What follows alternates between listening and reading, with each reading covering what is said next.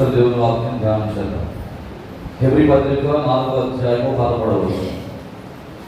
Hebrew పత్రిక 4వ అధ్యాయము 11వ వచనం.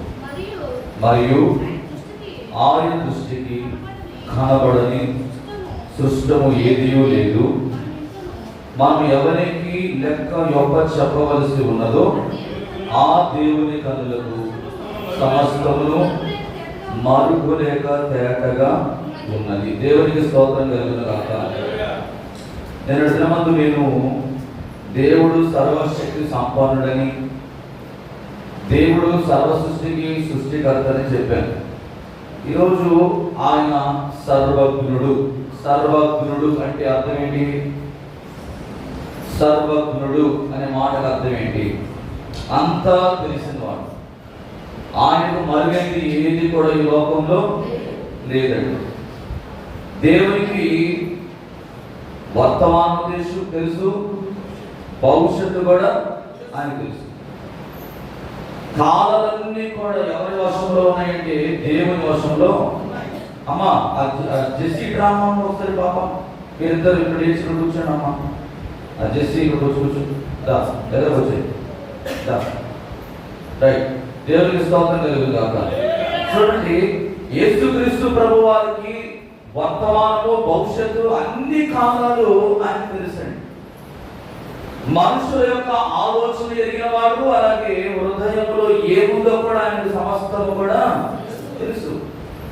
ఆయన సంపూర్ణముగా ఎరిగిన వాడు. దేవునికి స్తోత్రం కలుగును గాక. ఆయన ఎదుటను ఏమి కూడా దాచలేదు. రాయగలమా? ఆయన దగ్గర ఏదైనా దాస్తే కుదురుతుందండి, రాయగల. ఎందుకంటే ఆయన కన్నులు లోకమంతా కూడా సంచారం చేస్తా ఉన్నాయి. ఆయన ఇంకో పేరు ఏంటంటే హృదయ పరిశోధకుడు. ఆయన ఎవరండి? హృదయాన్ని పరిశోధించే దేవుడు. నీ హృదయంలో, నా హృదయంలో ఏముందో నీ పక్కన వారికి తెలియకపోవచ్చేమో కానీ దేవునికి సమస్తము తెలుసు. అందుకే ఆయన అంటున్నాడు ఏమనంటే, మరియు ఆయన దృష్టికి కనబడని సృష్టము ఏది కూడా. ఈరోజు మనుషులు కల్పించుకుంటున్న ప్రతిదీ కూడా దేవుడికి తెలుసండి. ఒక రాయి పెట్టుకున్నా, ఒక చెట్టు పెట్టుకున్నా, దాన్ని సృష్టించిన వాడు ఎవరు? ఆయనకంటూ ఏది కూడా ఈ లోకంలో లేదు. ఆయన ఒక్కడే దేవుడు. హల్లెలూయా. అన్ని కాలాలకి, అన్ని యుగాలకు ఆయన ఒక్కడే ఏకైక దేవుడు. ఆయన సర్వజ్ఞాని, సర్వజ్ఞుడు. దేవునికి స్తోత్రం కలుగుతుంది. నీ జ్ఞానం, నా జ్ఞానం ఎంతండి? ఎందుకు పనికిరాదు. దేవునికి స్తోత్రం కలుగుతుంది. ఈరోజు మనుషులు ఇప్పుడు మాట్లాడిన మాటలు ఇంకొక 10 నిమిషాలకి ఏం చేస్తారు? మార్చేస్తారు. మాట్లాడి కూడా మాట్లాడలేదనే వాడు కూడా లోకంలో ఉన్నారు. అంతెందుకంటే నీ పక్కన నీ స్నేహితుడినే నువ్వు ఒక్కోసారి నమ్మగలమా? నమ్మలే. కానీ దేవునికి సమస్తము తెలుసండి. ఆయనకు సమస్తము కూడా అంటున్నాడు, ఆయన దృష్టికి కనబడని సృష్టము ఏది కూడా లేదు. ఎందుకంటే సృష్టికర్త ఆయన ఈ లోకాన్ని, ఆకాశాన్ని, భూమిని, మానవుని హృదయాన్ని తయారు చేసి సృష్టించిన దేవుడు. ఆయన సమస్తం తెలుసు. అందుకే అంటున్నాడు, మనం ఎవరికి లెక్క చెప్పవలసి ఉన్నదో ఆ దేవుని కన్నులకు సమస్తము మరుగు లేక తేటగా ఉన్నది. మనం లెక్క చెప్పాల్సింది ఎవరికి? దేవునికి. ఆయనకు లెక్క చెప్పవలసి ఉన్నదని మనం ఏం కలిగి ఉండాలంటే భయము కలిగి, దేవుని కన్నులు మనం చూస్తున్నాయని ఆయనకు భయపడాలి. మనం దేవునికి స్తోత్రం కలిగి ఉండాలి. నువ్వు ఎప్పుడు కూడా గుర్తుపెట్టుకోవాలి, దేవునికి నేను తప్పకుండా ఒక రోజు లెక్క చెప్పాలి. నేను మాట్లాడిన ప్రతి మాటకు, నేను ఏ మార్గంలో నడిచానో, పలానా చోట పలానా రోజు నేను ఎక్కడ ఉన్నాను, ఏం చేశాను, అన్ని కూడా దేవునికి తెలుసు కనుక నువ్వు ఆయనకు లెక్క తప్పకుండా చెప్పాలి. దేవునికి స్తోత్రం కలుగుగా. నేను చెప్పను అంటే కుదరదు. ఈరోజు చాలా మంది ఏమి బోధన చేస్తున్నారంటే తీర్పు లేదు, ఏమీ లేదు. యేసు ప్రభువును నువ్వు సొంత రక్షకుడిగా అంగీకరిస్తే చాలు, కన్ను పోతే పరలోకంలో ఉంటావు అంటున్నారు. హల్లెలూయా. ఆయనకు మనం లెక్క చెప్పాలి. నీవు నడిచిన చెడ్డ కార్యమైన మంచి మార్గమైన ఏది చేసినా కూడా వాటన్నిటి గురించి నువ్వు దేవుడు దగ్గర ఏం చేయాలి? లెక్క. అందుకన్నాడు ఆయన అంతము లేని దేవుడు, ఆయన మారని దేవుడు అండి. యుగాలు మారినా, తరాలు మారినా ఆయనలో ఎటువంటి మార్పు లేదు. మారిపోతున్న వారు ఎవరంటే మనిషి మాత్రమే. అందుకంటున్నాడు ఆయన సర్వజ్ఞుడు. దేవునికి స్తోత్రం కలుగుతాడు. 1 యోహాను రాసిన పత్రిక 3వ అధ్యాయం 20వ వచనం చదివితే 1 యోహాను 3:20. 1 యోహాను 3:20. ఇందువలన మనం సత్య సంబంధమని ఎరుగుదుము, దేవుడు మన హృదయం కంటే అధికుడై సమస్తము ఎరిగి ఉన్నాడు కనుక మన హృదయము ఏ ఏ విషయములలో మన యందు దోషారోపణ చేయునో ఆయా విషయములలో ఆయన ఎదుట మన హృదయములను దేవునికి స్తోత్రం కలుగును గాక. దేవుడంట మన హృదయానికంటే అధికుడు. అధికుడు అంటే గొప్పవాడు ఆయన. దేవునికి స్తోత్రం కలుగును గాక. హృదయము కంటే గొప్ప దేవుడు ఆయన. అన్నిటినీ ఎరిగిన దేవుడు, సమస్తము ఎరిగిన దేవుడు. మన హృదయంలో ఏ విషయాలైతే ఆలోచన చేస్తున్నామో, ఏమండి, దోషారోపణ చేయను ఆయా విషయంలో ఆయన ఎదుట మన హృదయం ఏం చేయాలంట? సమ్మతి పరచుకోవాలి. ఏదైతే దోషారోపణ చేస్తుందో నీ మీద, దాన్ని నువ్వు ఖచ్చితంగా ఏం చేయాలి? ఒప్పుకొని తీరాలి. దేవునికి స్తోత్రం కలుగును గాక. నా మాటలు కాదు, అపోస్తలుడైన పౌలు స్వయంగా దేవుడు తనతో మాట్లాడి రాస్తున్న మాటలు. సమ్మతించారు కొంతమంది. సాధారణ పని ఏంటంటే దేవుని వాక్యము 2 అంచులు కదా, అది నీ శరీరంలోకి దూరి నీ ఎముకలను, నీ మూలుగులను అదేం చేస్తుంది? విభాగంపజేస్తుంది. దేవుని వాక్యం ఎలాంటిదంటే కత్తి వంటిది. అది ఏం చేస్తుంది? పొడుస్తుంది. పొడిచినప్పుడు ఏమనిపిస్తుంది? బాధ కలుగుతుంది కొన్నిసార్లు. ఆ బాధ ఎందుకనంటే రాబోయే దినాలలో నీ జీవితానికి అది గొప్ప మార్పులు తీసుకురావడానికే. అవునా కాదా? రాబోయే దినాలలో ఎలాంటివంటే భయంకరమైనవి. ఆ భయంకరమైన దినాలలో మన హృదయము దోషారోపణ చేయకుండా నిమిత్తమై దేవుడు మనతో మాట్లాడే ప్రతి విషయం గురించి మనం సమ్మతించాలి, ఒప్పుకోవాలి. అవునయ్యా, నేను ఫలానా రోజు ఫలానా వ్యక్తి గురించి ఇలా మాట్లాడాను, లేకపోతే ఫలానా రోజు ఫలానా స్థలంలో నీకు ఇష్టం లేని ప్రదేశంలో నేను ఉన్నానయ్యా, ఇదిగో ఫలానా రోజు నా చేతితో ఈ పని చేశానయ్యా, నా కాళ్ళతో ఈ పని చేశానయ్యా, ఇదిగో నా శరీరంతో నేను ఈ పని చేశాను ప్రభువా అని చెప్పి నీవు ఖచ్చితంగా దేవుని వాక్యం నేను హెచ్చరిస్తున్నప్పుడు నువ్వేం చేయాలి? సమ్మతించాలి, ఒప్పుకోవాలి. అంతేగాని దబాయించకూడదు. ఏమంటే దేవుడితో మనము దబాయిస్తే మనకు కుదరదు. ఎందుకంటే నేను ఇందాక చెప్పాను, ఆయన సర్వజ్ఞాని, మనుషులందరి హృదయాలు ఆయన ఎరిగిన దేవుడు అంట. అందుకని దేవుని వాక్యం నేను హెచ్చరిస్తున్నప్పుడు ఈ ఉపవాస ప్రార్థనలు 21 దినాల ఉపవాస ప్రార్థన మనం పోయిన సంవత్సరం పెట్టుకున్నాం. ఇప్పుడు 40 రోజులు ఉపవాస ప్రార్థన పెట్టుకున్నాం.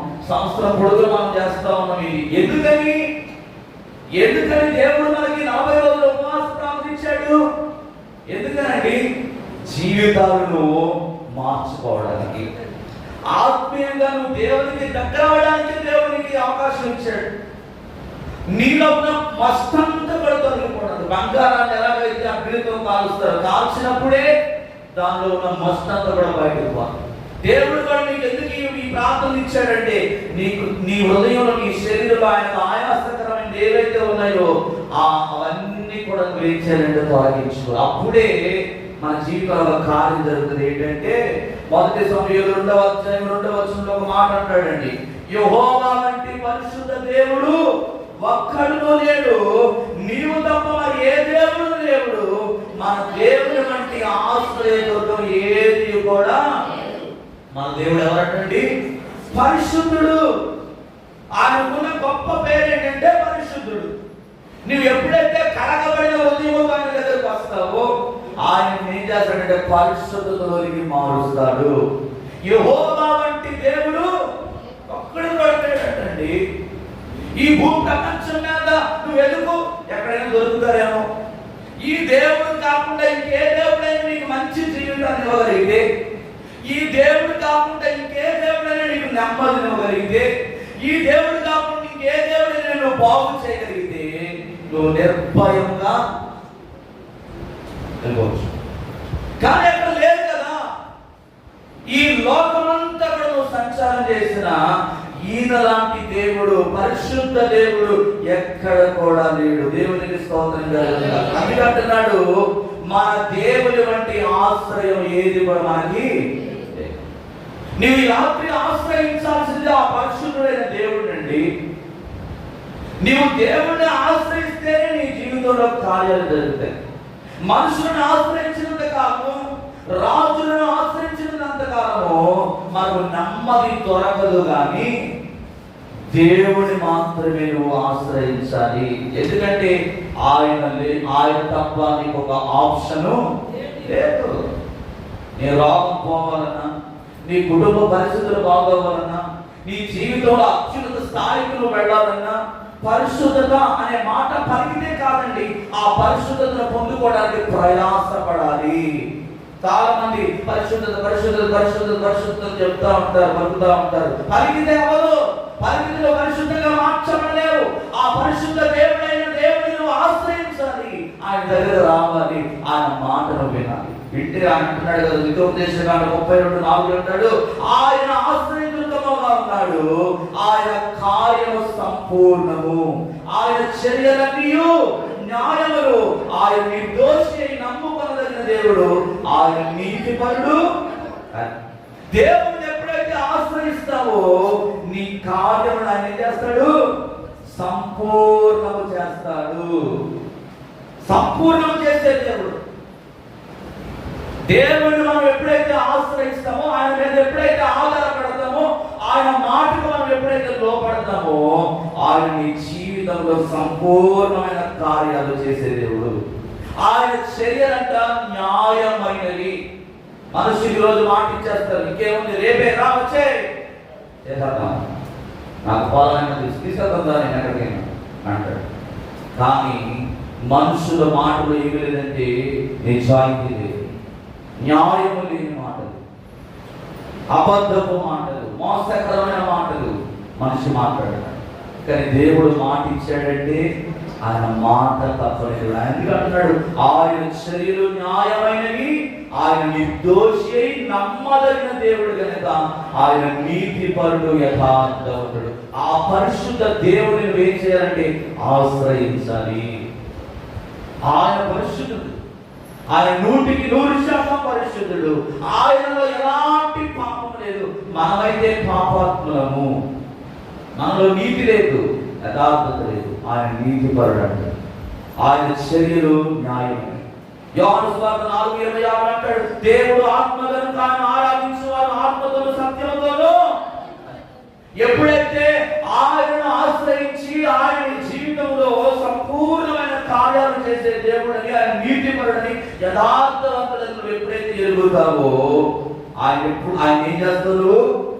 ఆత్మతోనూ ఆరాధన చేస్తారు. ఈరోజు చాలా మంది ఆత్మతో ఆరాధన చేయలేకపోతున్నారు. ఎందుకనంటే దేవుడిని ఇంకా పరిపూర్ణంగా ఆశ్రయించలేదు కనుక. ఆరాధన ఎప్పుడు వస్తుందండి? ఆరాధన ఎప్పుడు వస్తుంది? ఆరాధన ఎప్పుడు వస్తుంది చెప్పండి?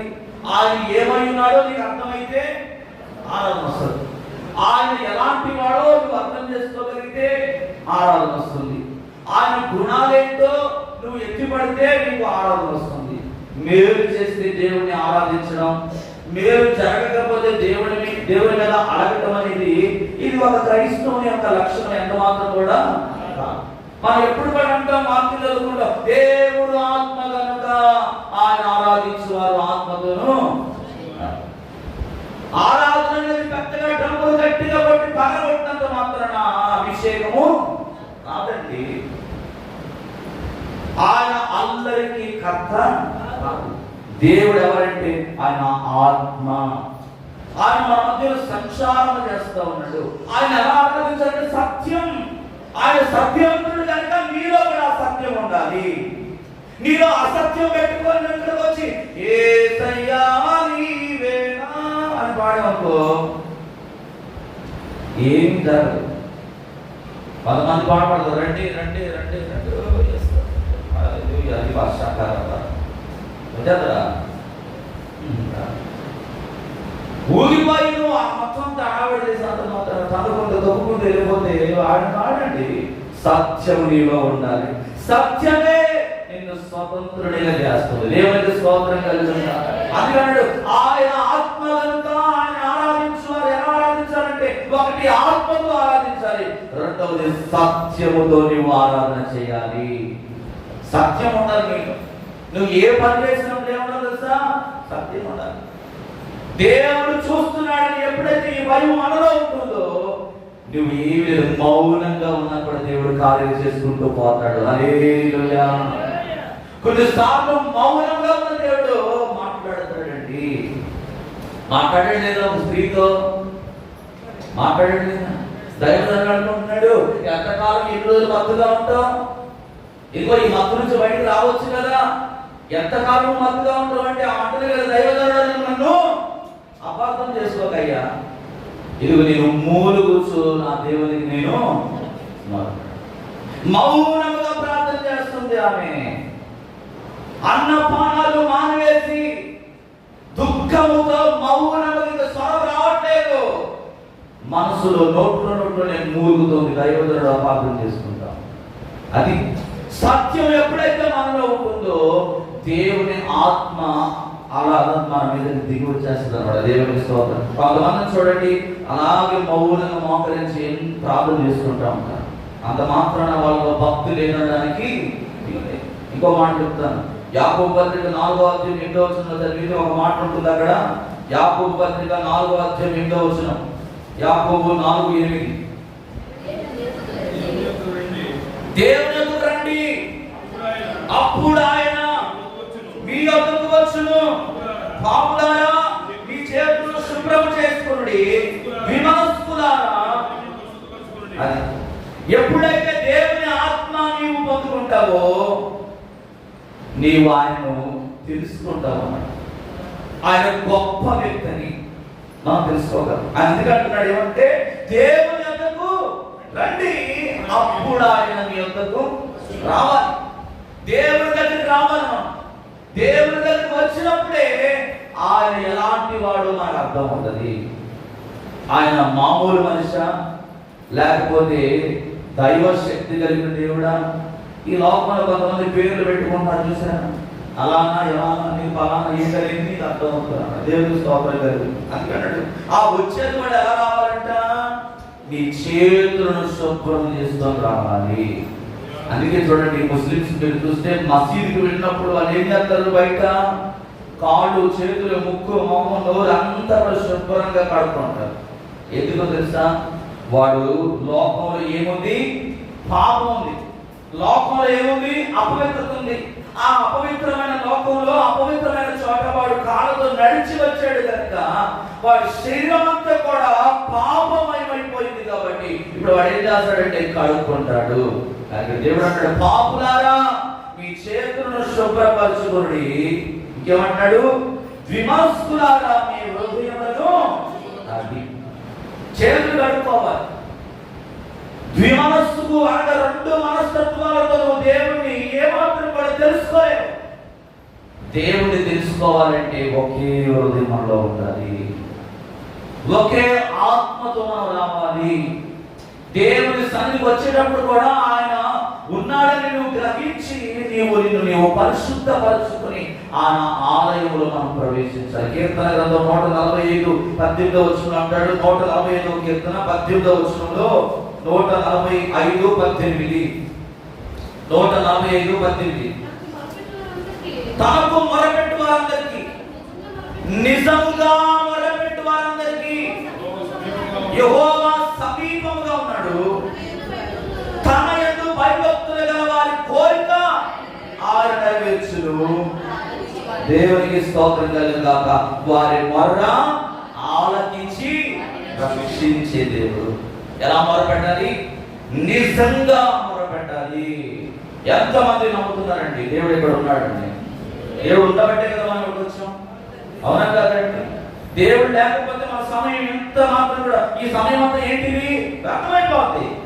దేవుడు ఉన్నాడు కనుకనే ఆయన కార్యాలు చేస్తాడని ఒక విశ్వాసంతో మనం నమ్మి మన సమయాన్ని దేవుడికి ఇవ్వడానికి మనం వచ్చాం.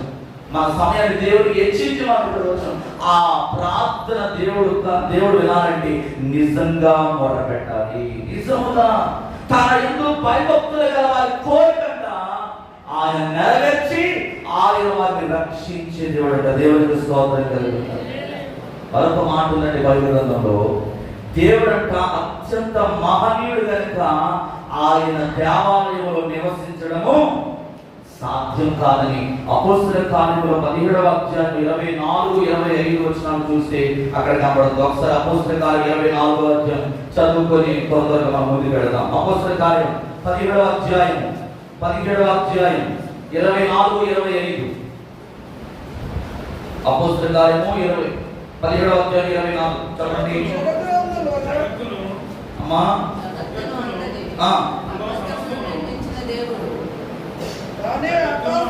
జగత్తందరి సమస్తము నిర్మించిన దేవుడు తానే ఆకాశమునకు భూమిని ప్రళయమునందున హస్తకృతములైన ఆలయములో నివసింపడు.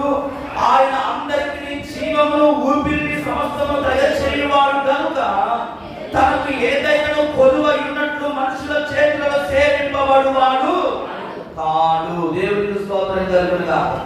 ఈ జగత్తు అంతటిని కూడా ఆయన సృష్టించిన దేవుడు. దేవుడికి స్తోత్రం కలుగునుగా. ఆయన ఏమంటున్నాడండి, మనుషుల చేతులతో సేవింపబడువాడు కాడు. ఆయన అందరికి జీవమును ఊపిరిని సమస్తము దయచేయువాడు కనుక ఆయనకు ఏమైనా కొలువై ఉన్నట్టు మనుషుల చేతిలో సేవింపబడువాడు. మనుషుల చేతిలో సేవింపబడే అంత ఆయన హీనమైన దేవుడు కాదు, తక్కువ దేవుడు కాదు. ఆయనకి ఏమి కూడా కుదరలేదండి. నిత్యము దేవదూతల చేత పరిశుద్ధుడు పరిశుద్ధుడని కెరూబులతో శరాపులతో 24 పెద్దలు 4 జీవులతో ఆరాధింపబడుతున్న ఆ మహామహిమ కలిగిన తండ్రి ఆ పరలోకాన్ని విడిచి ఎందుకయ్యా నీ చేత ఆరాధింపబడాలని ఇష్టపడుతున్నాడంటే మనం ఆయన సృష్టి. దేవుడికి స్తోత్రం కలుగుతుంది. 139వ కీర్తన 14 వచనం అంటాడు, ఆయన మన సృష్టి అండి. ఆయన మనం చేసుకున్నాడు. ఆ లూసిఫరు తన మనసులో ఇగో దేవుణ్ణి ఒక దురుద్దేశంతో తను తాను మహిమపరచుకోవాలని, తను తాను ఘనపరచుకోవాలని, ఈ భూలోకంలో మనుషులందరూ కూడా తనకే సాగిలపడాలని ఒక చిన్న దురుద్దేశం తన హృదయంలో కలిగినప్పుడు అగాధ పాతాళంలోకి నెట్టివేయబడ్డాడు. ఆ ప్రభు అయిన యేసుక్రీస్తు వారు ఆ సింహాసనం, ఆ ఖాళీగా ఉన్న సింహాసనం చూసినప్పుడు తన హృదయం కరిగిపోయిందండి. అందుకే దేవుడు ఈరోజు నీకు నాకు అవకాశం ఇచ్చాడు. లేకపోతే ఆయన ఏదో ఆరాధన తక్కువైపోయిందనో, ఆరాధించే వారు లేరనో ఆయన నీకు అవకాశం ఇవ్వలేదు. దేవునికి స్తోత్రం కలుగును. చదువుతారు 139:14 వచనంలో, నీవు నన్ను కలగజేసిన విధము చూడగా భయమును ఆశ్చర్యము నాకు పుట్టుచున్నది. అందుని బట్టి నేను నీకు కృతజ్ఞతాస్తుతులు చెల్లిస్తున్నాను. ఆ సంగతి నాకు బాగుగా తెలుసు. భూమి యొక్క అగాధ స్థలములో విచిత్రముగా నిర్ణయించబడిన వాడు, నాకు కలిగిన ఎముకలు నీకు మరుగై ఉండలేదు. నేను పిండమునై ఉండగా నీ కన్నులు నన్ను చూచెను. నియమింపబడిన దినములలో ఒకటైనా కాకమునుపే నా దినములను నీ గ్రంథములో. దేవునికి స్తోత్రం. భక్తుడైన దానిగా నీవు నన్ను కలుగ చేసిన విధము చూడగా భయము ఆశ్చర్యం కలుగుతున్నట్టండి. అది ఆయన ఏదో పొదువైందని మనం తయారు చేసుకోలే. మనందరి ద్వారా ఆయన మహిమపరచబడని ఆలోచన కలిగి ఉన్నాడు, ఇష్టపడుతున్నాడు. మనం ఎవరు తెలుసా? దేవుని సొత్తు. కొరింథీ రాసిన పత్రిక 6:19 ఇంటిలో చదివితే మనం దేవుని సొత్తు అండి. మనం ఇంకా ఆరాధించబడడానికి మనం పిలుచుకున్నాడు ఆయన. ప్రకటన 4:11 వచనంలో అంటాడు. ప్రకటన 4:11 ఒకసారి చదువుతారా? 11:4 ప్రకటన ప్రకటన 4:11 ఒకసారి చూసి ఉంది కదా, 4:11 ఒకసారి చూడండి. ప్రకటన గ్రంథం 4:11. ఆ 24 పెద్దల సింహాసనములు ఆసీనుడైన వాని ఎదుట సాగిలపడి యుగయుగములు జీవించుచున్న వానికి నమస్కారము చేయించు.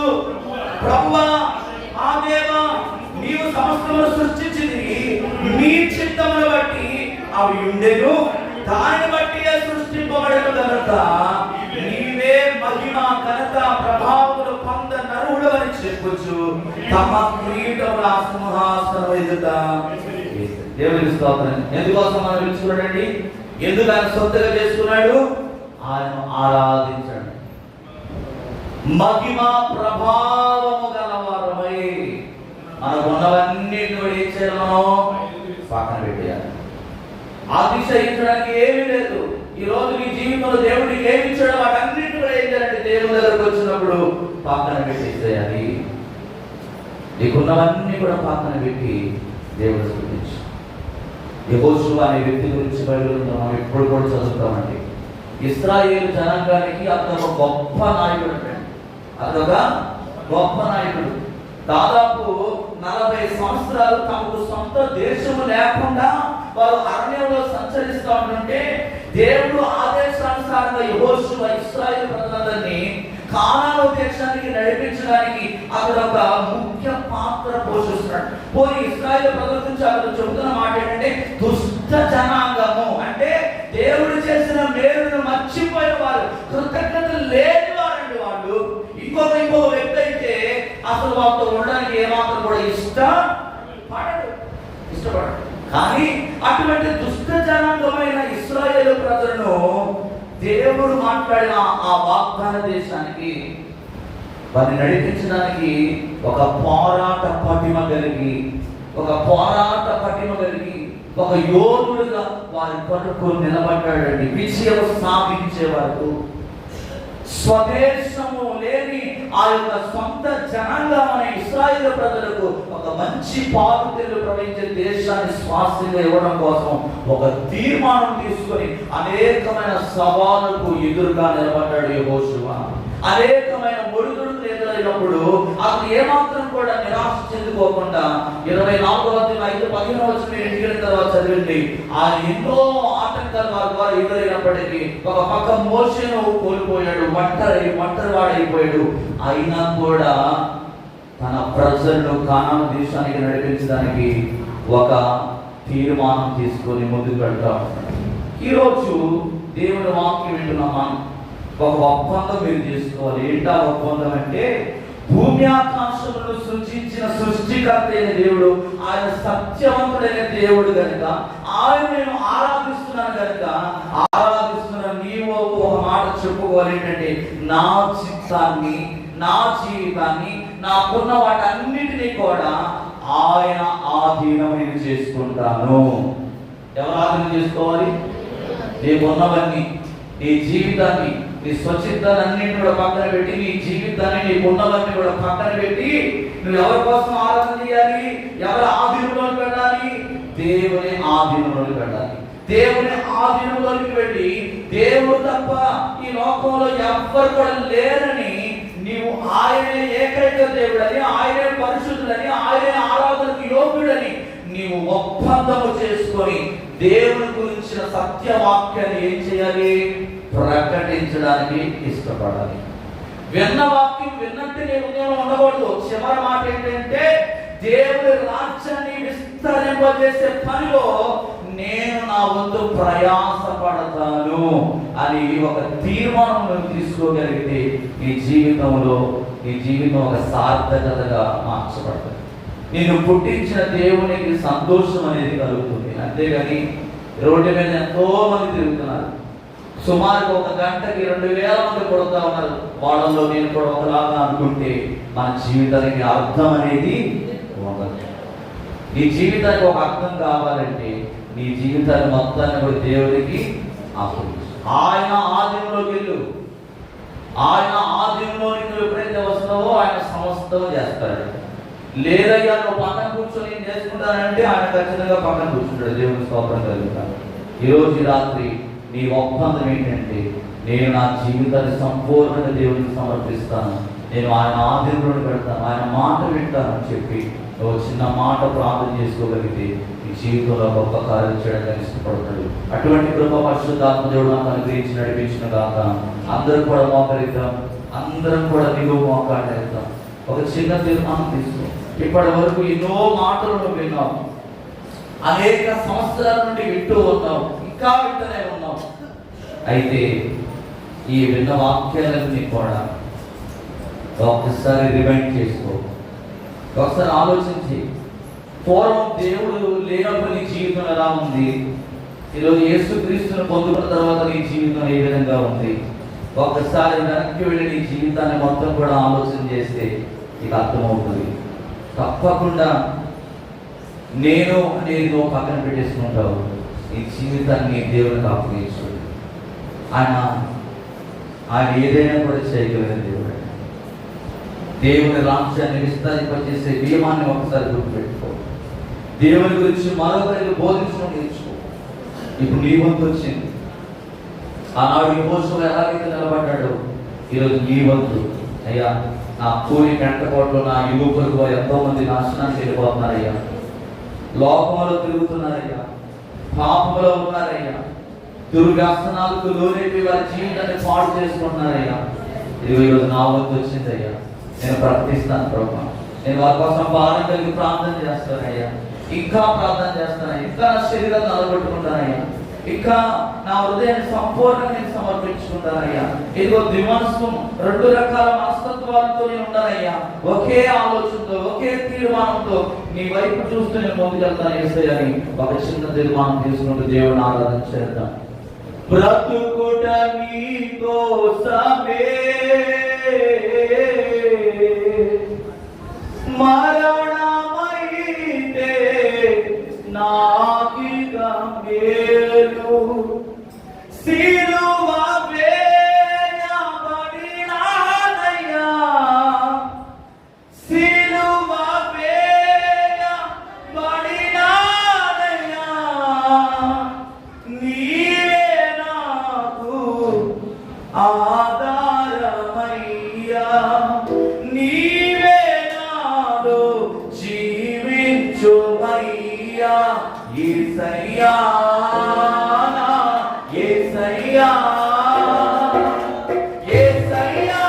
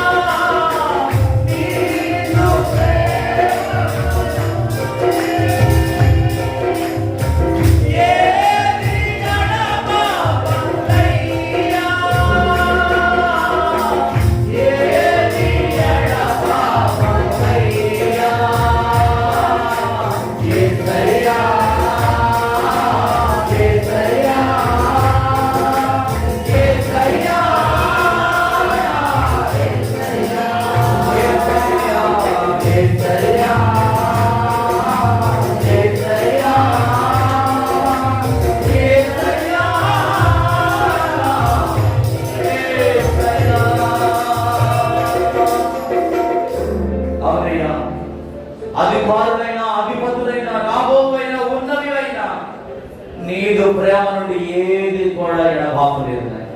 అవును, నీవు మమ్మల్ని సృష్టించుకున్నావు, నీవు మా సొంతన్నావు ప్రభా. ఇదిగో నిన్ను ఆరాధించుకోవడానికి మమ్మల్ని చేసుకున్నావు నాయన. ఈరోజు మా ఒప్పందం ఇదే. భూమి ఆకాశంలో సృజించిన నీవు ఆరాధనకు యోగ్యుడవని మా జీవితాన్ని, మా సమస్తాన్ని, మా ఉన్నవన్నీ కూడా ప్రభా నీ చేతులకు సమర్పించుకొని నీ చిత్తాన్నే ప్రభా మేము నెరవేర్చి ఆరాధించే వారిగా మా సంఘాన్ని ఇంతలో బలపరచండి.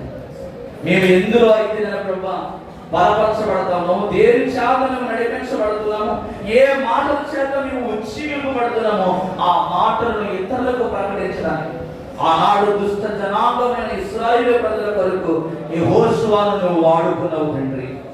స్వంత దేశమే లేని వారి జీవితాల్లో ప్రభా 40 సంవత్సరాలు అరణ్యంలో తిరుగుతున్న వారికి ఒక మార్గ సూచికగా, ఒక మార్గదర్శిగా నేను ప్రభా యెహోషువను నిలబెట్టుకున్నాం. ఈ రోజు యెహోషువ లాంటి నాయకులను ఆ దైవ ప్రభ ప్రార్థన మందిరంలో నుండి లేవనెత్తబడుదురుగాక.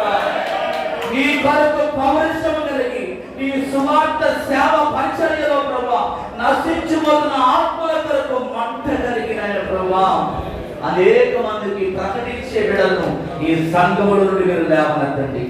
ఈ ఉపవాస ప్రార్థన వ్యర్థంగా పోలేవు నాయన. ప్రతి ఒక్కరి మీరు బలపరచండి. తిరిగి రేపడిగా ఎగ్జామ్స్ రాయిపోతుండగా, యువసేపు ఎగ్జామ్స్ రాయిపోతుండగా, ఇంకా ఎంతమంది పిల్లలు ప్రభావ ఎగ్జామ్స్ రాస్తారో ప్రతి ఒక్కరిని చేతులుగా అప్పగిస్తున్నాం. 26వ తారీఖు నుండి రాయిపోతున్న పావని పరీక్షలో ప్రభావ తోడుగా ఉండండి. ఇదిగో 10th క్లాస్ ఎగ్జామ్స్ రాయిపోతున్న జ్ఞాపకం చేసుకోండి. మా కుమారుడు యోసేపుని జ్ఞాపకం చేసుకోండి. సంతోష్ జ్ఞాపకం చేసి, సతీష్ జ్ఞాపకం చేసుకోండి. నీ ఆత్మను అబిడల్లో కుమరించి పరలోక సమాధానం జ్ఞాపకం తెచ్చి 10th క్లాస్ ఎగ్జామ్స్ రాస్తున్న జాషువాని జ్ఞాపకం చేసుకో.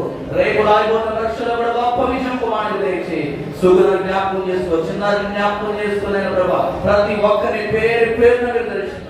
సుభాష్ కుమారుడు శ్యామేలు జ్ఞాపకం చేసి ఇంకొక ఎగ్జామ్ రాయబోతున్న పరలోక సమాధానం జ్ఞాపకం నింపు.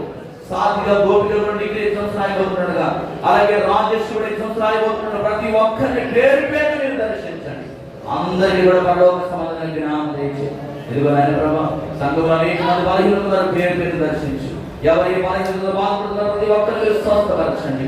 మీ ఆత్మ చేత ప్రతి ఒక్కరిని మీరు నింపండి. ఈ రాత్రి చక్కని దర్శనాలు కారణం ప్రతి ఒక్కరిని మీరు అనుగ్రహించి ఈ చిత్తానుసరంగా వాళ్ళందరూ మీరు నడిపించి వాడుకోమని సమస్త మహిమాగంతా ప్రభావం మీకు ఆరోపిస్తూ మా దేశంలో మా రాష్ట్రాన్ని నిశ్చితులుగా అప్పగిస్తూ శాంతియుతమైన పరిపాలన చేయగలిగిన నాయకులను లేపమని నాజరేయుడు పరిశుద్ధ నామములో యేసుక్రీస్తు నామములో ప్రార్థించి స్తుతి ఆరాధన ప్రార్థన విజ్ఞాపనలు సమర్పిస్తున్నాము తండ్రి. ఆమేన్. మన పరమ తండ్రి దేవుని ప్రేమ, కుమారుడు యేసుక్రీస్తు వారి కృప, పరిశుద్ధాత్మ దేవుని నిత్యమైన సమాధాన సన్నిధి తరలో వచ్చి ప్రార్థన దీవించిన ప్రతి కుటుంబానికి చేరవలసిన ప్రతి ఒక్కరికి లోకంలో సకల పరిశుద్ధులకు ఆయన కృప సదాకాలం తోడి నడిపించును గాక. ఆమేన్. రక్తమే జయం, రక్తమే జయం, ప్రభువు సంపూర్ణించు అపవాదులను నాశనం యేసు నామమున జయము కలుగును గాక. ఆమేన్. అందరికీ వందనాలండి. అందరికీ ప్రైజ్ ది లార్డ్. రేపు ఉదయకాలం 10 గంటలకి లోకనాథ్ వారి ఇంట్లో ప్రార్థన